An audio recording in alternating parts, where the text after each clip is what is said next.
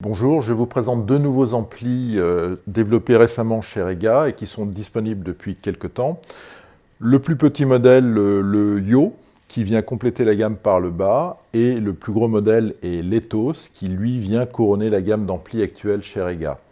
Le Yo est un tout petit format, comme vous pouvez le voir, encore plus petit que le Rega Brio, qui est un ampli très connu chez Rega depuis de nombreuses années. C'est un ampli qui fait 2 fois 30 watts et qui, malgré cette puissance qui peut paraître assez modeste, dispose d'une très belle énergie parce qu'il a un excellent transformateur. C'est un ampli qui est proposé à moins de 500 € et qui permet de constituer déjà une très jolie chaîne stéréo pour des gens qui souhaitent entrer dans l'univers de l'hi-fi, je pense notamment aux plus jeunes des audiophiles,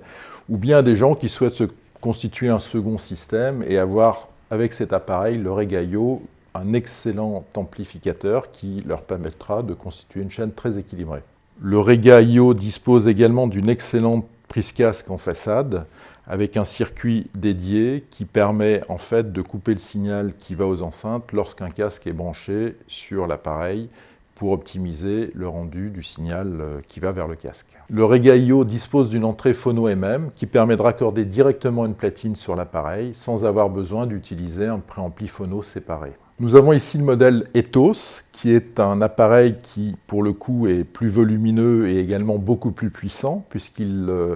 dispose de 2 fois 160 watts.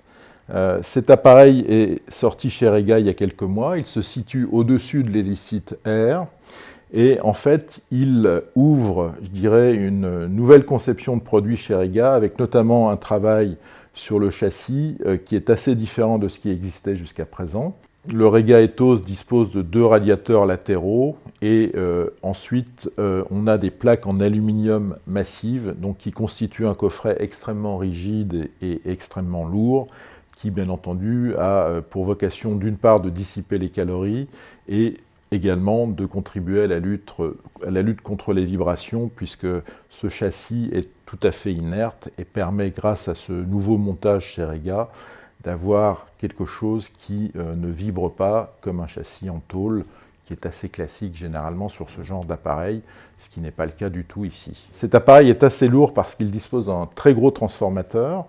qui lui permet d'avoir une réserve d'énergie et de courant extrêmement importante pour alimenter des enceintes qui peuvent être assez ambitieuses.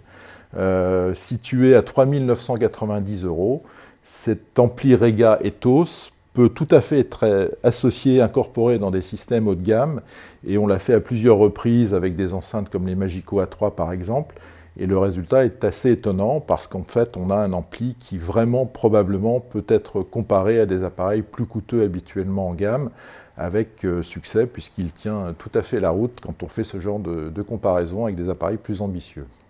Comme le Rega Yo, le Rega Ethos dispose d'une prise casque en façade, là également avec un circuit spécifique qui permet en fait de couper tout signal allant aux enceintes lorsqu'un casque est branché sur l'ampli de façon à optimiser la restitution du signal dédié au casque. Le Rega Ethos n'incorpore pas d'entrée dédiée à la platine vinyle puisqu'il n'y a pas de préampli phono intégré. C'est un choix volontaire de la part de Rega, puisqu'on est sur un appareil qui est considéré comme un appareil haut de gamme, et donc pour optimiser la restitution du signal phono, Rega considère qu'à ce niveau de produit, il vaut mieux ajouter un préampli phono séparé,